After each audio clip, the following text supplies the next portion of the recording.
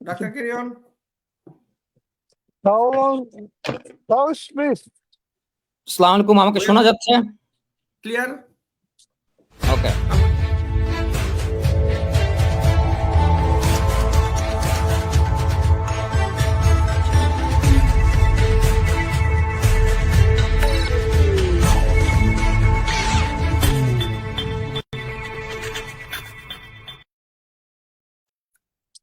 Doctor কি অবস্থা? কেন হঠাৎ জরুরি তলব? আমি জানি না, তুমি তো জরুরি তলব করলা। তোমার নাকি আমাদের সাধারণ সম্পাদক সাহেব নাকি আমাদের সাথে কথা বলতে চান। তো দেখি আমি একটু ট্রাই করি নাকি? হ্যাঁ, ট্রাই করো। উনি তো আমাদের সময় দিয়ে তারপর অসুস্থ হয়ে পড়লেন, এখন আসলে ভালোই লাগবে। Let's see.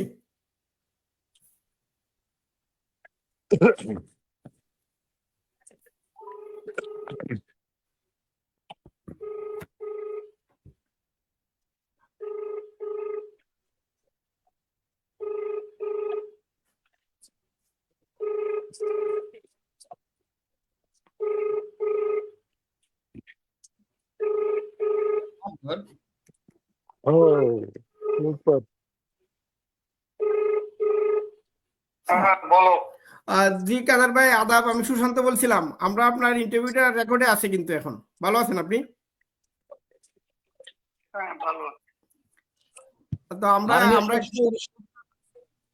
মাননীয় সংসদ সদস্য, আমার নাম আইজুদ্দিন। আপনার সাথে কথা বলতে পেরে ভালো লাগছে। আমি আর আপনি অবশ্য একটু দেশি লোক, বাট সে ব্যাপার অন্য আলাপ। আমরা কি ইন্টারভিউটা শুরু করতে পারি মাননীয় সংসদ সদস্য? শোনা যাচ্ছে? Carry on. মাননীয় সংসদ সদস্য, রাজনীতিতে একটা কৌতুক প্রচলিত আছে যে ক্লাসের ব্যাক বেঞ্চাররা রাজনীতিবিদ হয়। আপনার ক্ষেত্রে কিন্তু তা সত্যি নয়।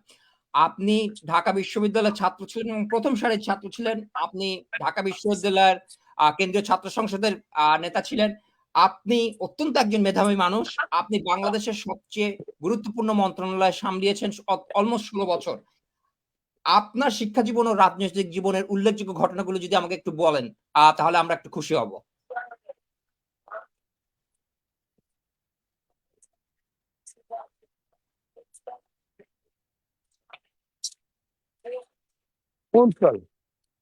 আমার মনে হয় শোনা যাচ্ছে না সুশান্ত। আমাদের দেশ সংকটে দেশ নিয়ে কথা বলতে পারবো, এখন নিজেকে নিয়ে কথা বলার তো প্রয়োজন নেই। আমি কি ছিলাম, এ তো আপনি বলেন। আপনি ঠিক বলছেন। কথা বলার প্রয়োজন। আমি আমার দেশ সম্পর্কে, দেশের যে আজকে যে সংকট সারা জাতি, এ সম্পর্কে কিছু বলতে হলে আমি বলবো। ধন্যবাদ মাননীয় সংসদ সদস্য। মানে আপনারা নোয়াখালীরা আমাকে চিটাগাং আছে জাপানি নামে অভিহিত হন, এটার ইতিহাস অবশ্যই আপনি জানেন। বাট থিং ইজ, কাদের ভাই আপনাকে স্বাগতম আমাদের এই টিমের আজকের আয়োজনে, এবং আমরা আশা করতেছি যে আপনাকে নিয়ে অনেক ভুল বুঝাবুঝি আছে। বিশেষ করে আপনি ঘড়ির ইয়াতে বা আপনি এই কি বলে ফুল ফুল পাখির লতা পাতার ছবি দেন, এগুলা নিয়ে অনেকে আমাদের সাথে মস্করা করে, বলে যে দিস ইজ ওবায়দুল কাদের। আমরা জানি this is not Obaidul Quader. Obaidul Quader হচ্ছে শেখ মুজিব যে মানে বাংলাদেশ আওয়ামী লীগের সাধারণ সম্পাদক ছিলেন, এবং তার ধারাবাহিকতায় যারা আসছেন তাদের একজন আপনি। সাধারণ সম্পাদক মানে যার কাছে আওয়ামী লীগের সকল ক্ষমতা। এইবার বলেন ওবায়দুল কাদের ভাই, যে আমরা আসলে কোন অবস্থানে আছি, আপনার কি ধারণা?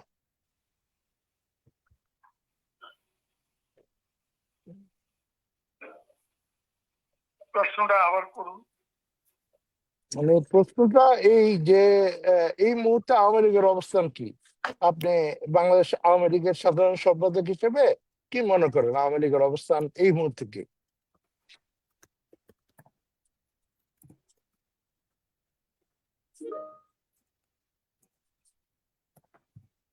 আজকে বাংলাদেশ আওয়ামী লীগ এদিকে জনগণের প্রতিষ্ঠান, এই পার্টির নেতৃত্বে এদেশে পাকিস্তানি উপনিবেশবাদের বিরুদ্ধে স্বাধিকার সংগ্রাম হয়েছে। বঙ্গবন্ধু মুজিবের নেতৃত্বে স্বাধীনতা সংগ্রাম হয়েছে এবং সবাই জানেন ৭১ ডিসেম্বর মাসে মহান স্বাধীনতা আমরা অর্জন করি। আজকে একটা বিষয় অত্যন্ত স্পষ্ট, ৭১ যারা পরাজিত শক্তি, সেদিনের উগ্র সাম্প্রদায়িক গোষ্ঠী যারা পাকিস্তানি হানাদার বাহিনী দোসর ছিল এবং স্বাধীনতার বিরুদ্ধে তারা বিভিন্ন বাহিনী গঠন করে আমাদের স্বাধীনতাকে বিঘ্নিত করার অপচেষ্টা করেছিল। আমাদের এই জাতি শ্রেষ্ঠ সন্তানদের বিজয়ের কিছু আগে তাদেরকে হত্যা করেছিল এবং বাঙালি জাতি যাতে মাথা তুলে দাঁড়াতে না পারে সেজন্য তারা বুদ্ধিজীবী হত্যার মতো ঘৃণ্য কর্মকাণ্ডে লিপ্ত হয়েছে। আজকে ২০২৪ সালের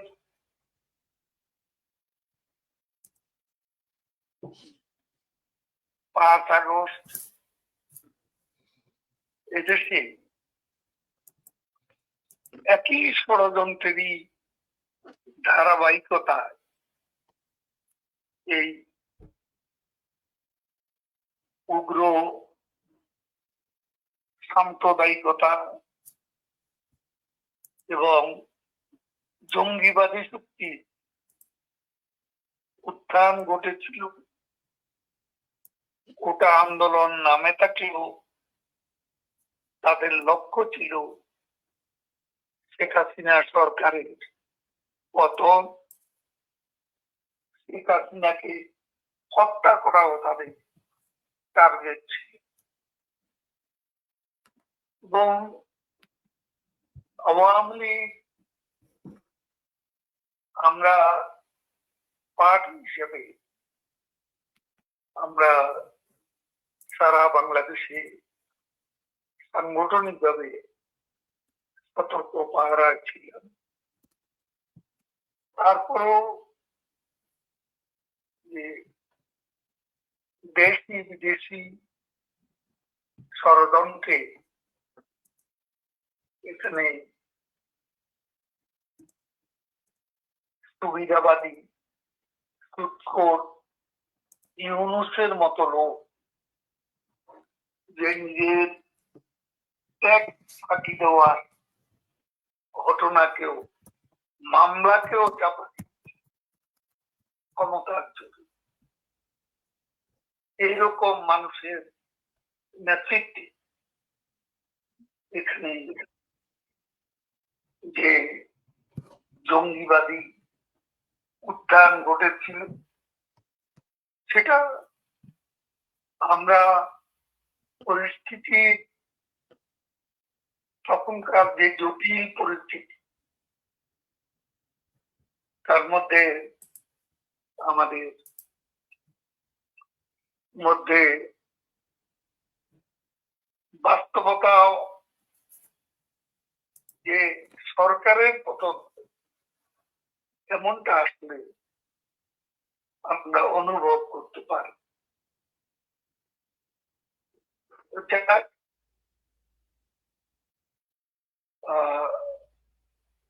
সেই আমরা না পারলেও 5ই আগস্ট ঘটেছি। সেদিন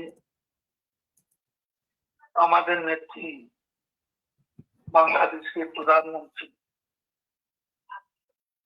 সেদিন তিনি যদি শেষ মুহূর্তে সরে না আসতেন,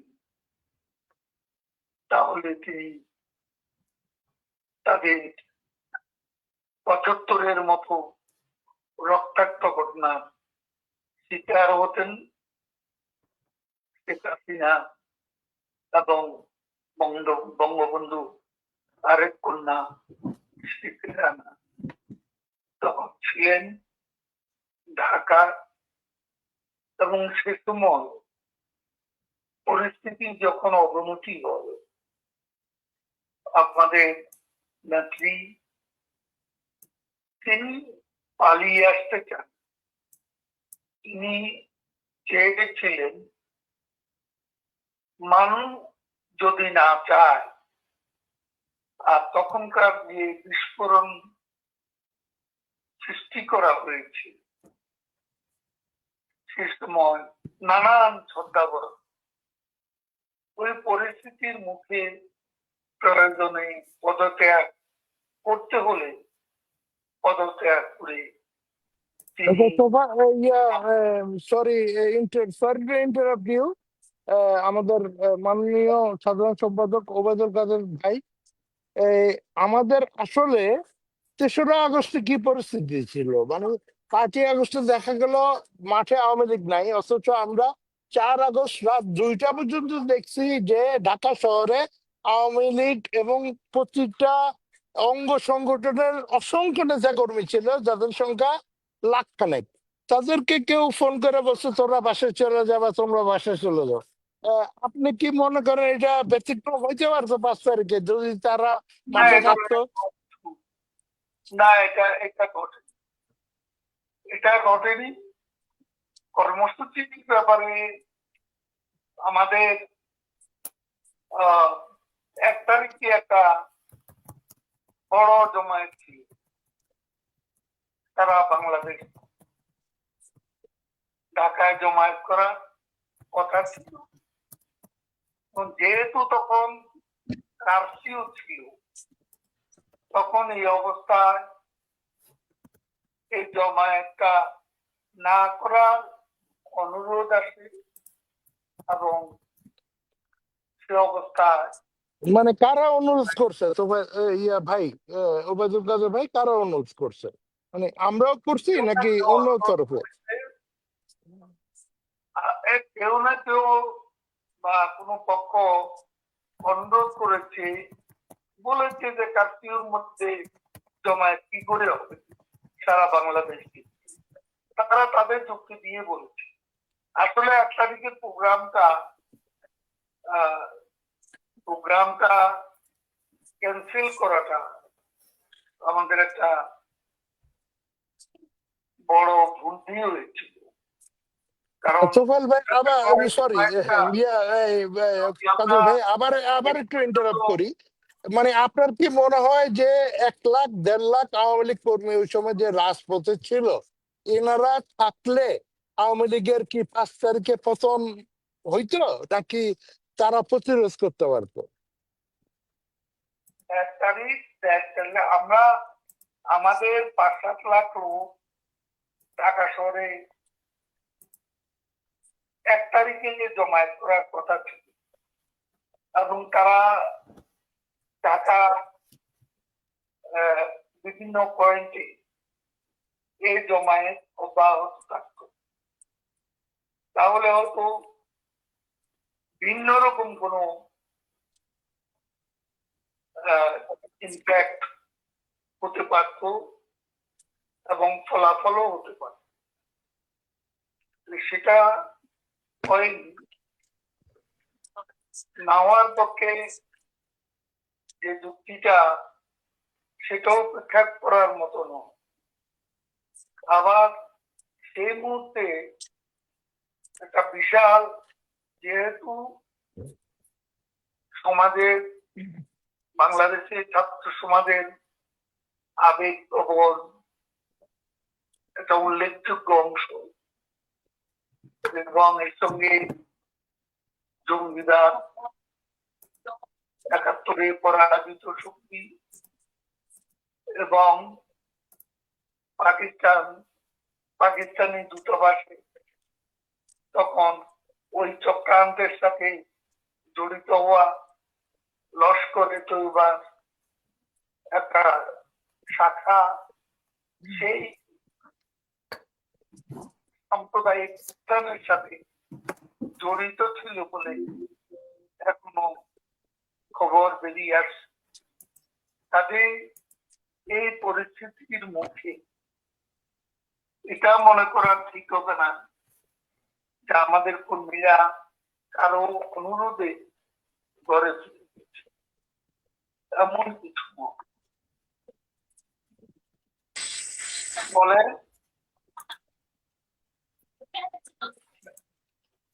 কাদের ভাই, thank you so much.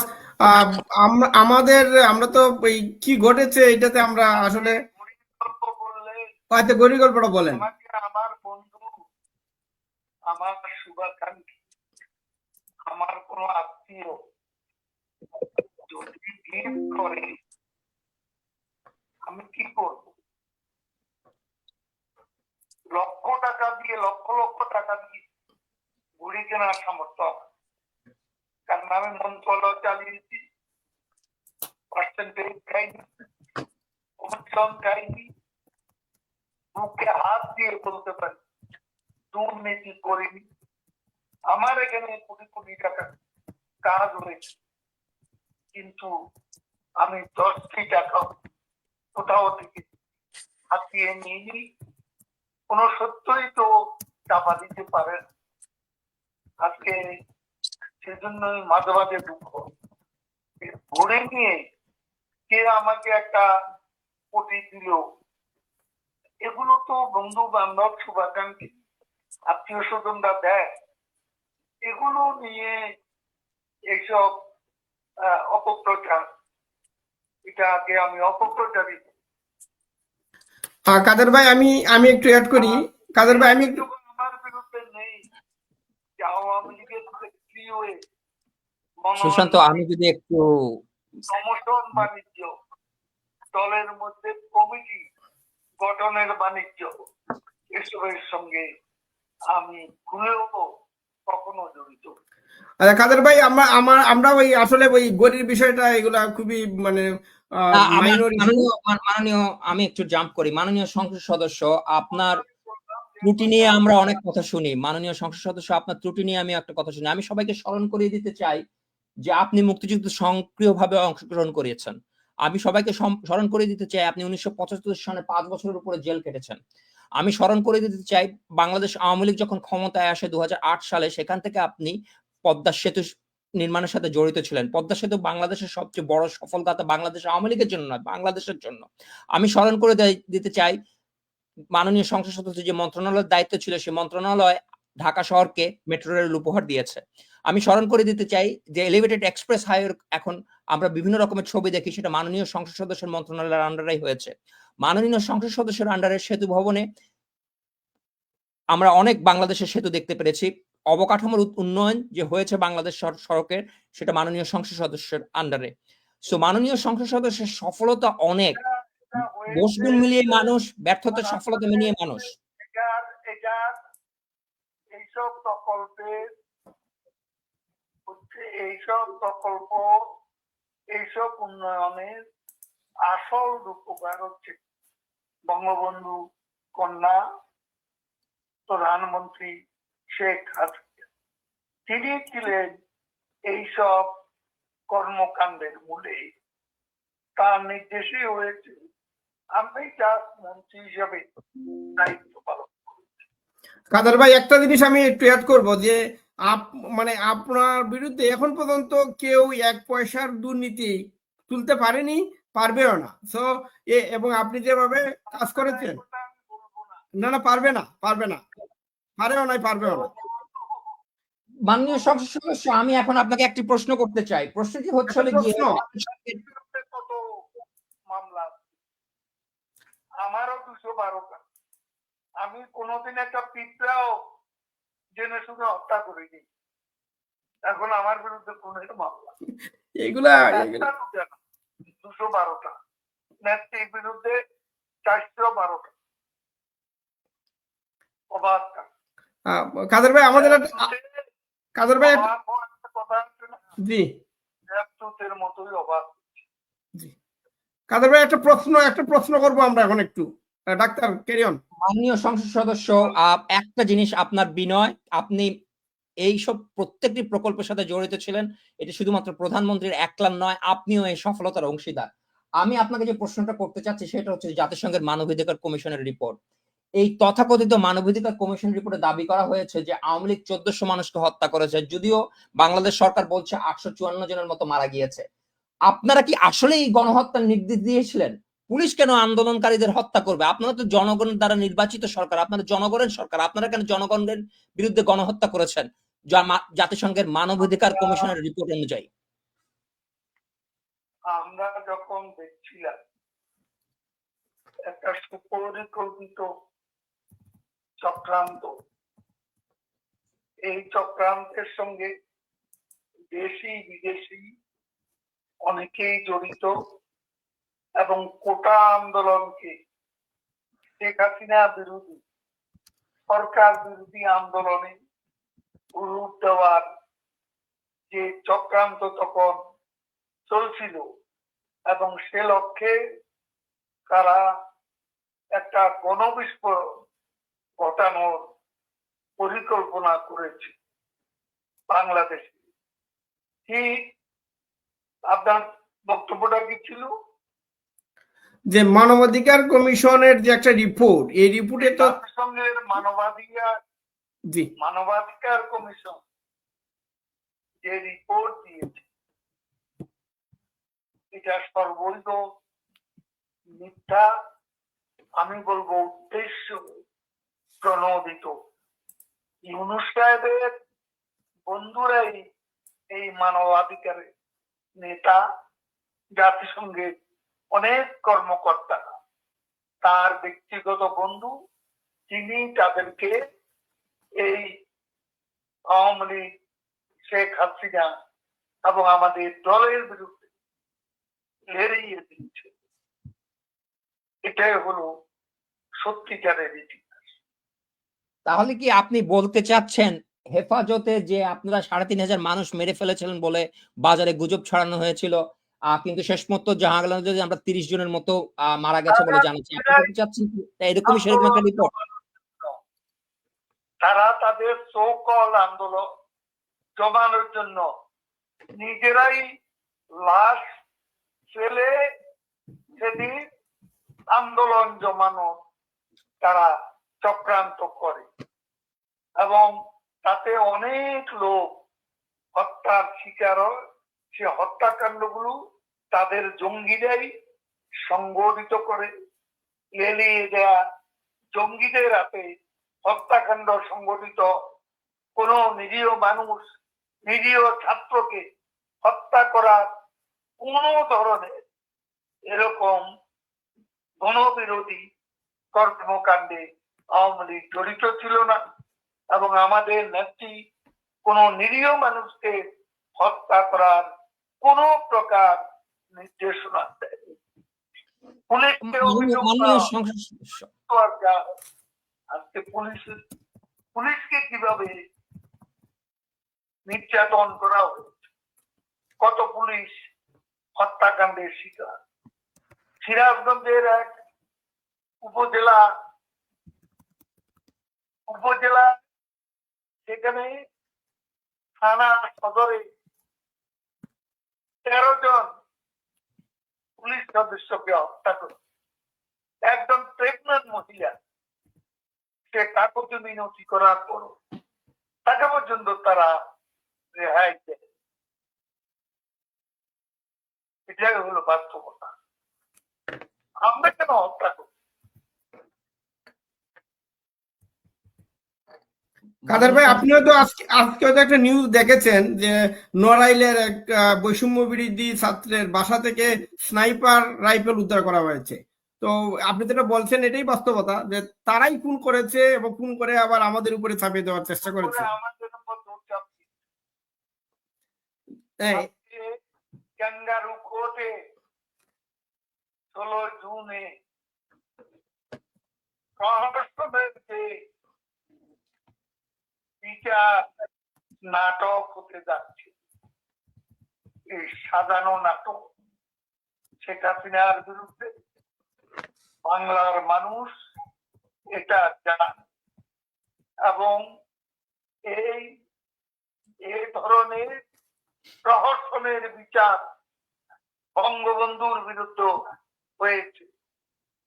Sheikh Hasina আমাদের নেত্রীর বিরুদ্ধে অনেক মামলা হয়েছে, কিন্তু একটিও আদালতে আমরা বিশ্বাস করি সত্যিকারের বিচারে এ ধরনের মামলা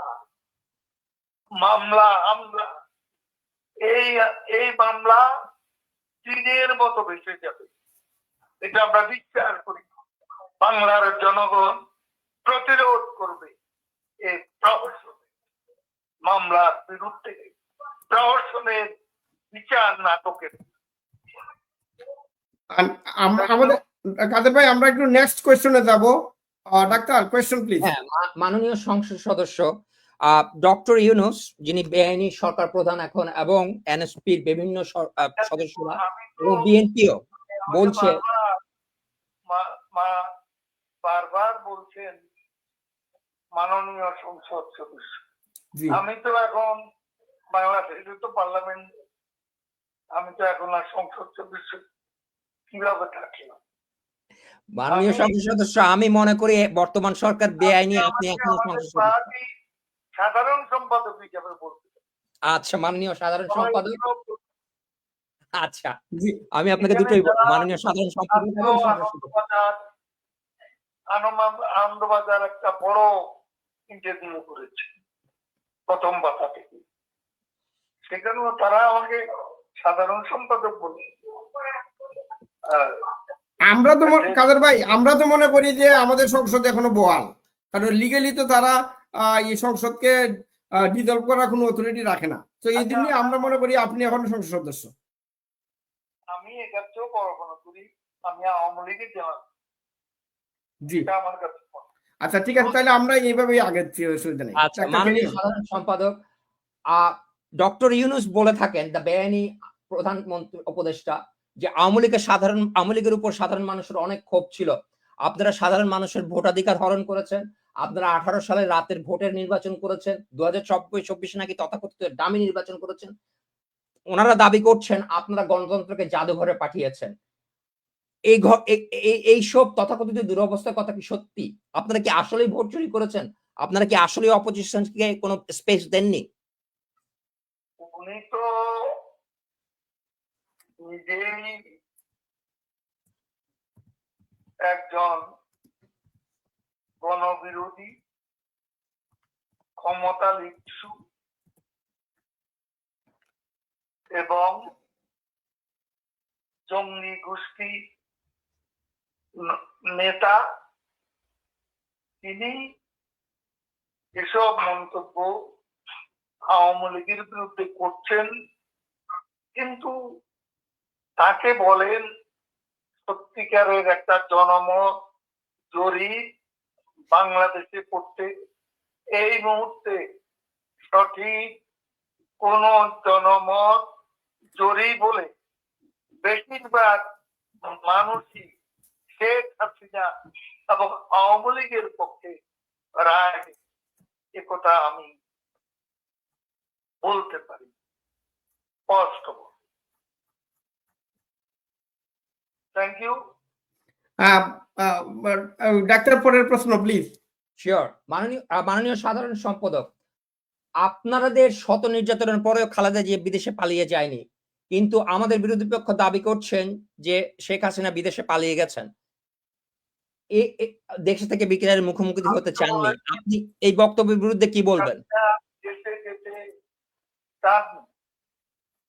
কিন্তু শেখ হাসিনা সেদিন শেখ হাসিনাকে পরাজিত করে দেয়। পরাজিত হয়েছে বাংলাদেশ। কাজেই এই বাংলাদেশে হুজুকে কিছু ঘটে যাবে, আর সেটা পুনরুত্থানের সুযোগ নেতৃত্ব শেখ হাসিনা দেবেন না, তেমন তো নয়। সেটা তো অনেক অসত্য, অনেক মিথ্যা, অনেক ভিত্তিহীন অভিযোগ এনে তার বিরুদ্ধে ষড়যন্ত্র করা হয়েছে।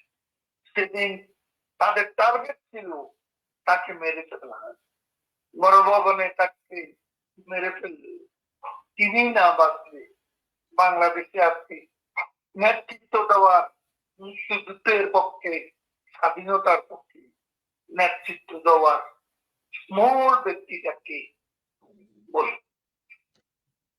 আমি এখানে রাখলাম। না ঠিক আছে। মাননীয় সংসদ সদস্য সাধারণ সম্পাদক, আমার পরবর্তী প্রশ্ন হচ্ছে হলে গিয়ে, সম্প্রতি আমি শুনেছি আপনি একটা সাক্ষাৎকারে বলেছেন যে 5ই আগস্টের ছাত্ররাই আপনাকে বাঁচিয়েছে। এখানে আমার প্রশ্নটা আসলে দুভাবে। আপনি আওয়ামী লীগের সেকেন্ড ইন কমান্ড, এই অবস্থায় আপনি কি আর কাউকে পাশে পেয়েছিলেন, সরকারি কর্মকর্তা, সরকারি বাহিনী কিংবা সেনাবাহিনী? আর দ্বিতীয় প্রশ্ন, যে ছাত্ররা আপনাকে বাঁচিয়েছে তাদের প্রতি আপনার এখন কেন ক্ষোভ আসছে, কেন তাদের প্রশংসা করছেন? যারা তখন আমি যেখানে ছিলাম সেখানে যারা গেছে তাদের মধ্যে একটা বড় অংশ কেন জানি না আমাকে দেখি আমার প্রতি সহানুভূতিশীল হয়ে উঠে, এবং কেন জানি না তারা আমাকে একজন বলেও বললো আপনার প্রতি কিছু রাগ ছিল, আপনাকে দেখে সব ভুলে গেল। এ কথা বলে তারা আমাকে রক্ষা করতে গেল। এখানে অন্য কিছু আছে বলে আমি মনে করি। আচ্ছা, থ্যাংক ইউ। আর 2টা মিনিট আর একটা প্রশ্ন। মাননীয় সাধারণ সম্পাদক, কারণ আপনাকে ছাড়া আপনি বাংলাদেশ আওয়ামী লীগের সাধারণ সম্পাদক, আমি জানি সবাই আপনার কথা শুনতে চায়। মাননীয় সাধারণ সম্পাদক, একটা কথা আমাদের সবাইকে স্বীকার করতে হবে যে ভুল ত্রুটি মানুষ, আমাদের মধ্যে কিছু ভুল ত্রুটি ছিল, আমাদের মধ্যে কিছু সমস্যা ছিল, সেজন্য আমাদের জন্য উপর কিছু মানুষ হয়তো বা ক্ষিপ্ত ছিল। আপনি কি আপনার অতীতের কর্মকাণ্ডের জন্য অথবা বাংলাদেশ আওয়ামী লীগের অতীতের কর্মকাণ্ডের জন্য কোনো অনুশোচনা করবেন? এটা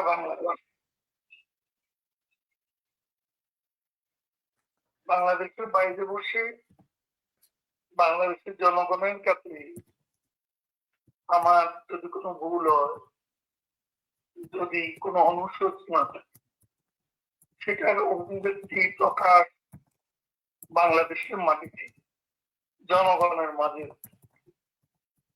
থ্যাংক ইউ। মাননীয় সাধারণ সম্পাদক, আপনাকে ধন্যবাদ। অত্যন্ত বিনয়ী একজন মানুষ। কাদের ভাই, থ্যাংক ইউ সো মাচ। আপনি আসছেন, আমাদের সাথে সময় দিয়েছেন, আপনার অতি মূল্যবান সময়ের জন্য, এবং সবাই শুনতেছিল আপনার কথা, কিন্তু অসংখ্য মানুষ শুনতেছে। আপনাকে অসংখ্য ধন্যবাদ, আপনি সময় দিলেন, এবং আমরা আশা করি আবারও আমরা আমাদের 71-এর বাংলাদেশ, বঙ্গবন্ধুর বাংলাদেশ আপনার নেতৃত্বে আমরা ফিরে পাবো, বঙ্গবন্ধুর কন্যা শেখ হাসিনার নেতৃত্বে। আমার নেতৃত্বে না, না মানে নেত্রীর নেতৃত্বেই। আর আপনার কি বলবো আমি এটাকে, মানে আপনার সক্রিয় না, এখানে আমি যেটা বলতে চাই কাদের ভাই, শুনেন, যে বাংলাদেশ আওয়ামী লীগের ডেকোরাম অনুযায়ী সভানেত্রী কিন্তু সবকিছু অনুমোদন করেন, কিন্তু মূল কাজটা করতে হয় সাধারণ সম্পাদককে।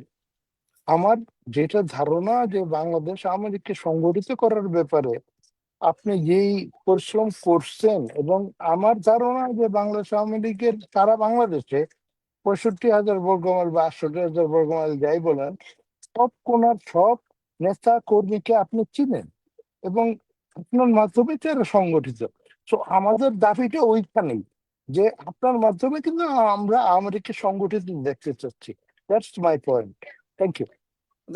কাদের ভাই, তাহলে আপনার মাধ্যমে আমরা, মানে অবশ্যই মাননীয় নেত্রীর নির্দেশনায় আপনার মাধ্যমে আমরা আবার এই বাংলাদেশকে ফিরে পেতে চাই। এটি আমি সর্বশেষ বলবো। আর আপনাকে অসংখ্য ধন্যবাদ, আপনি আবারও আমাদেরকে সময় দিলেন বলে। কবে প্রচার করবে কবে? প্রচার হচ্ছে, কোনো অসুবিধা নেই।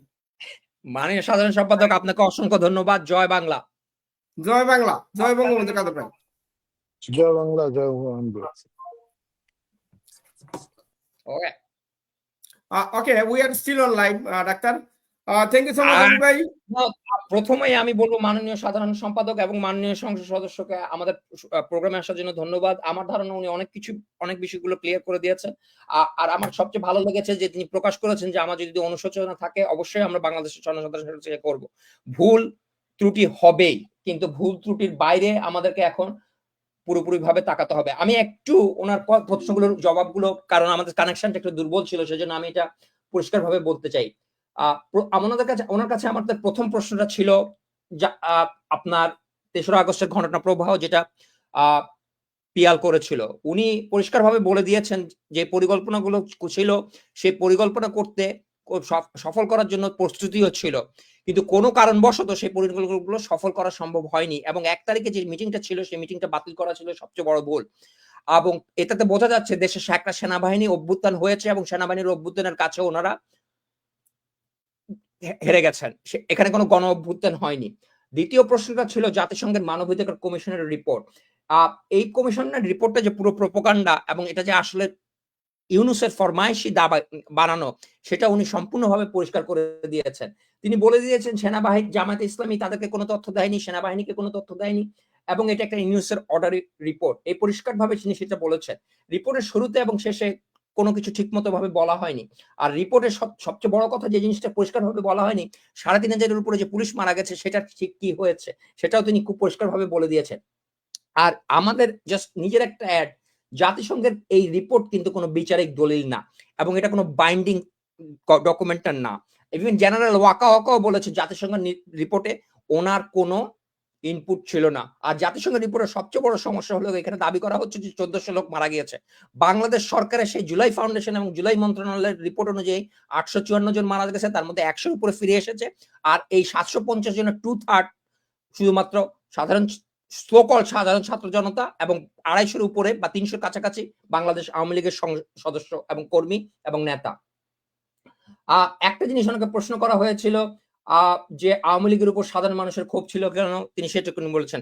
তিনি বলেছেন যে এই বিষয়ে তিনি মনে করেন না যে তিনি এই ধরনের কোনো কিছু করেছে। সবার ভোট দেওয়ার সুযোগ ছিল, কেউ ভোট দেয়নি। ২০১৮ সনে খালেদা জিয়াকে ১৪ সনে খালেদা জিয়াকে সংলাপের জন্য ডাকানো হয়েছিল। ২০১৮ সনে বিএনপি নির্বাচনে অংশগ্রহণ করেছিল এবং জাতিসংঘ, যেই জাতিসংঘের রিপোর্ট সবসময় নেওয়া হয়, তাদের রিপোর্ট অনুযায়ী নির্বাচনে কোনো প্রকার অনাচার হয়নি। রাতের ভোট এটা শুধুমাত্র বিএনপি এবং যারা যে নির্বাচনে হেরে গেছে তাদের আবিষ্কার। আমাদের একটা প্রশ্ন ছিল যে তিনি কোনো অনুশোচনা করবেন কিনা। তিনি অনুশোচনা করেছেন এবং তিনি বলেছেন ভুল ত্রুটি নিয়ে মানুষ, ভুল ত্রুটি নিয়ে টিকে থাকতে হবে। আর আমি একটা ব্যক্তিগতভাবে একটা এন্ড করি। আমি এই ভদ্রলোককে সেই ২০০৯ সাল থেকে হার্ড টাইম দিয়ে আসছি ওনার পেজে। ওনার পেজে আমাকে ব্যান করা ছিল, আমি ওনাকে নিয়ে বহুবার মশকরা করেছি। কিন্তু একটা জিনিস তো অস্বীকার করার কোনো উপায় নাই। বাংলাদেশের সবচেয়ে গুরুত্বপূর্ণ মন্ত্রণালয় গত ১৬ বছর যে অবকাঠামো উন্নয়ন দেখছেন আপনারা, এই মন্ত্রণালয়ের সাফল্যের দায়িত্ব তিনি ছিলেন। তিনি পদ্মার সেতু অসংখ্যবার ভিজিট করতে গেছেন টু মেক শিওর এটা যেন সময় মতো শেষ হয়। আপনারা পদ্মা সেতুতে দুর্নীতির কথা বলেন, সেখানে নাকি ৩২,০০০ কোটি টাকা খরচ হচ্ছে। এখন চিটাগাঙ্গে যে কালুরঘাট সেতু হচ্ছে তাতে পার কিলোমিটার খরচ পদ্মা সেতুর ৩ গুণ বেশি। ওটা মাত্র একটা ৭০০ মিটারের সেতু, সেটাতে নাকি ১২,০০০ কোটি টাকা খরচ হবে। এখানে নদী শাসনের কোনো ব্যাপার নাই, ভূমি অধিগ্রহণের কোনো ব্যাপার নাই। তাহলে দুর্নীতিটা কোথায় হচ্ছে, কালুরঘাটে না পদ্মা সেতুতে? তো এসব কথাবার্তা বলা সহজ, কিন্তু যখন তার ভিতরে দেখা হয় তখন সেটা অন্যরকম ভাবে দেখা যায়। আমরা অবশ্যই আশা করি একদিন সুশান্ত আসবে। সরি, এখানে একটা প্রশ্ন আসে, আমরা শেখ হাসিনা ছাড়া কাউকে মানি না, কোনো হ্যাডাম গলার কথা শুনতে চাই না। তাহলে আমি আশা করি শেখ হাসিনা হয়তো আমাদের কথা শুনবেন, হয়তো কোনোদিন আসবেন। যদি আসেন অবশ্যই আমরা ওনাকে নিতে চাই। কিন্তু উনাকে তো আমরা বলতে পারি না আপনি আসেন। উনি আমাদের নেত্রী, উনি যখন সময় দিবেন সেটাই সময়। ধন্যবাদ সুশান্ত। জয় বাংলা। আমি জানি ডাক্তার- এটা আনঅ্যানাউন্স মিটিং ছিল, কিন্তু মাননীয় সাধারণ সম্পাদক এন্ড মাননীয় সংসদ সদস্য আমাদেরকে সকালবেলা ফোনে বলেছেন তিনি এটা করতে চান, তার আদেশ শিরোধার্য, এজন্যই আমরা কুইকলি প্রোগ্রামটা করেছি। ডাক্তার আমি একটু আজকের লাইভের একটু ব্যাকগ্রাউন্ড দিতে চাই, কারণ এটা এতই সাডেন, তো একটু দেওয়া উচিত বলে মনে করি সবকিছু মিলিয়ে। কারণ আমি আমার ডিউটিতে ছিলাম, তো আমি খবর পেলাম যে উনি আমাকে খুঁজছেন, তো আমি ফোন দিলাম, তো উনি বললেন সুশান্ত তুমি কোথায়? আমি বললাম আমি তো ডিউটিতে, আমাকে কি 10 মিনিট বলো। মানে উনি ভাবছেন তখনই আমি হয়তো ইন্টারভিউ নিব, তাই আমি বললাম আমাকে একটু 10টা মিনিট কি সময় দিবেন? হ্যাঁ 10 মিনিট। উনি বললেন যে আমি একটু ফ্রি ছিলাম, আমি বললাম তো আমাকে কাইন্ডলি 10 মিনিট সময় দেন। তো 10 মিনিটের মধ্যে তো আপনাদেরকে ফোন দিলাম। আর সবচেয়ে যে স্ট্রাগলটা আমাদের এটা ছিল, উনি তো ফোনে, তো উনি তো আপনার মানে অনলাইন ধরেন স্ট্রিম বলেন, ইউটিউব বলেন, ফেসবুক বলেন, এইগুলাতে তো উনি নাই, তো ফোন থেকে কানেক্ট করাটা ভেরি ডিফিকাল্ট, এই জন্য একটু সময় লাগলো আমার।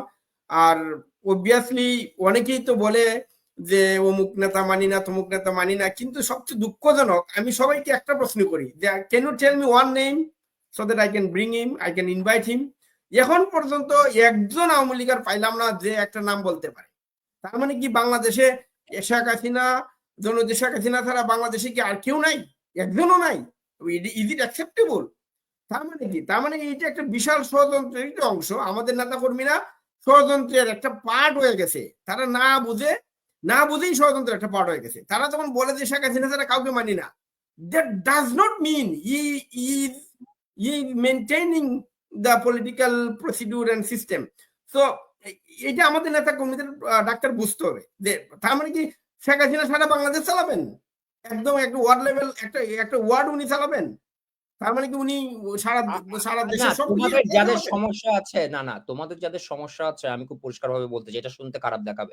মাননীয় প্রধানমন্ত্রী এখন পর্যন্ত তোমাদের কোনো সাংগঠনিক পরিবর্তন আনেননি, এবং তিনি পরিষ্কারভাবে বলেছেন আমি এই মুহূর্তে কোনো সাংগঠনিক পরিবর্তন করব না। তো তোমাদের যদি তোমাদের নেতা কর্মীদেরকে, সাধারণ সম্পাদক, প্রেসিডিয়াম সদস্য এদেরকে ভালো না লাগে, তোমাদেরকে তাহলে বলতে হবে যে শেখ হাসিনা বিহীন আওয়ামী লীগ চাই। কারণ এই মুহূর্তে শেখ হাসিনার সিদ্ধান্তই হচ্ছে আওয়ামী লীগের সাংগঠনিক কাঠামো যেভাবে আছে ঠিক সেভাবে থাকবে। তো ওনার সিদ্ধান্তের উপরে আমি যেতে পারি না, আমি সিদ্ধান্তের উপরে যাওয়ার না। তোমার যদি পছন্দ না হয় সুশান্ত, সেটা তোমাকে তাহলে বলতে হবে যে আমি শেখ হাসিনার নেতৃত্ব মানি না।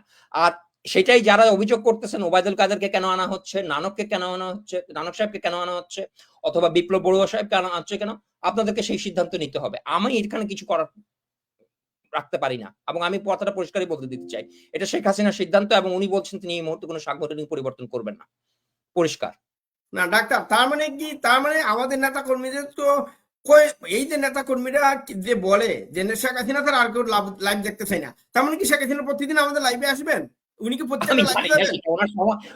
উনি হয়তো উনি প্রতিদিনই টেলিগ্রামের বিভিন্ন চ্যানেলে আসছেন বলে আমি জানি, এর পরে আর কি করতে পারবে সেটা তো আমি জানি না। না না, একজন আমাকে এইমাত্র প্রশ্ন করলো যে নাম বললে আমরা আনবো কিনা। জি ভাই, আপনি যেটা বলছেন নাম বলেন, কাকে আনতে চান? আচ্ছা সুশান্ত, তুমি আমাকে এই প্রশ্নটা জবাব দাও, আমি তারপর যাইতে হবে, আমার চাকরি বাকরি আছে। বিভিন্ন সাইবার টিম পরিচালনা এবং এদের নাম বলে তুমি নাকি দল থেকে হাজার হাজার ডলার নিছো। ওইটা আমি ওইদের গত প্রোগ্রামে বলছিলাম যে যদি সারা পৃথিবীতে, আমি বললাম বাংলাদেশ না, যদি কেউ বলতে পারে যে সুশান্ত দাশগুপ্ত থেকে 1 পয়সা, 1 টাকাও বললাম না, 1 পয়সা পলিটিক্যাল অ্যাক্টিভিটিতে দিতে পারছে বা দিছে, তাহলে আমি ওই দিনে রাজনীতি ছেড়ে দেবো এবং আমাকে এই সোশ্যাল মিডিয়াতে আর কোনোদিন দেখবেন না। This is my open challenge.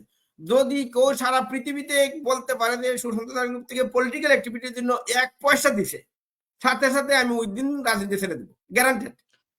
আমি সুশান্ত রাজনীতি ছাড়বে কিনা জানি না, তবে আমার কাছে যদি কেউ কোনো প্রমাণ দিতে পারেন যে সুশান্ত কারো থেকে 1টা পয়সা নিচ্ছে রাজনীতি করার কারণে, আমি আপনাকে অঙ্গীকার করতেছি সুশান্ত যাতে আর কোনোদিন রাজনীতি না করতে পারে এবং অনলাইনে কোনো অ্যাক্টিভিটি না চালাতে পারে, আমি সেটা দেখব। He will be my biggest enemy, I can guarantee you right now. আচ্ছা এইগুলা দেখেন, দেশের এই পরিস্থিতিতে আমাদের এই পার্সোনাল এগুলা যারা বলতেছে, এগুলা জানি না কে আমাদের লোক না, তাদের লোক না, জামাতের লোক নাকি আওয়ামী লীগের লোকজন এগুলো বলতেছে, আই ডোন্ট নো। বাট একটা বিষয় আমি যেটা বলতে চাচ্ছিলাম আমাদের দর্শকদের উদ্দেশ্যে, আপনারা যে বলেন অমুককে আনবেন না, তমুককে আনবেন না, তাইলে আমাদেরকে বলেন আপনারা কাকে দেখতে চান। টেল আস নেম প্লিজ, নাম বলেন কাকে দেখতে চান, যদি আমরা তাকেই আনবো, কোনো অসুবিধা নাই। আর যদি আপনারা যদি মনে করেন যে মানে এই মুহূর্তে দলের এক্সিস্টিং কাঠামোর মধ্যে থেকে কাউকে মানেন না, তাহলে আপনারা আদৌ শেখ হাসিনা কি মানেন কিনা আপনি নিজের থেকে জিজ্ঞেস করবেন। আমি মনে করি আমি ডাক্তার কেন বললাম, আমি ফেড আপ আসলে, বুঝছেন? আপনি তাহলে কার কথা তারা শুনতে আমি- চায়? বটম লাইন হচ্ছে হলে গিয়ে আমি ক্লোজ করছি এখন। আপনাদের আওয়ামী লীগের সাংগঠনিক সম্পাদক নিয়ে সমস্যা থাকলে, আওয়ামী লীগের প্রেসিডিয়াম সদস্য নিয়ে সমস্যা থাকলে, বিপ্লব বড়ুয়াকে নিয়ে সমস্যা থাকলে, আমাকে নিয়ে সমস্যা থাকলে লাভ হবে না। আপনাদেরকে শেখ হাসিনার নেতৃত্বের সাথে কথা বলতে হবে। এর বাইরে আমার কাছে কিন্তু কোনো কিছু বলা সম্ভব না। আমি সেটাই না, বলেই আজকে শেষ না করছি। ডাক্তার, আমি সরি আপনাকে মানে ধরে রাখতেছি আমি, বিকজ এত বেশি আমাদেরকে এটা শুনতে হচ্ছে, তারা কাউকেই শুনে না, কাউকেই মানে না, তাইলে এই দলটা কিভাবে চলবে? তারা নামও বলে না, তাহলে ওরা কি করবে না করবে সেটা নিয়ে আমার এবং তোমার চিন্তা করা দরকার নাই। আমাদেরকে এই মুহূর্তে যা বলা হয়েছে সাংগঠনিকভাবে আমাদেরকে সেই জিনিসই মানতে হবে এবং আমরা সেটাই মানব। আমি বাইরে ক্লিয়ারলি ডাক্তার বলি, ক্লিয়ারলি বলি, আমি সবাইকে একটা জিনিস বলি যে যদি বাংলাদেশ নেতৃত্বের প্রতি তোমাদের অনীহা থাকে, আমাকে বলে লাভ নাই, তোমরা নেত্রীকে জানাও। Why you telling to me যে Okay. উনি আনবেন না, তুমি আনবেন না? ওকে, ধন্যবাদ। ঠিক আছে সুশান্ত, ইনশাল্লাহ আগামীতে আবার দেখা হবে না। হ্যাঁ, ঠিক আছে। Thank you doctor, thank you so much, thank you everyone. আল্লাহ হাফেজ। পিয়াল ভাই সাহেবকে ধন্যবাদ।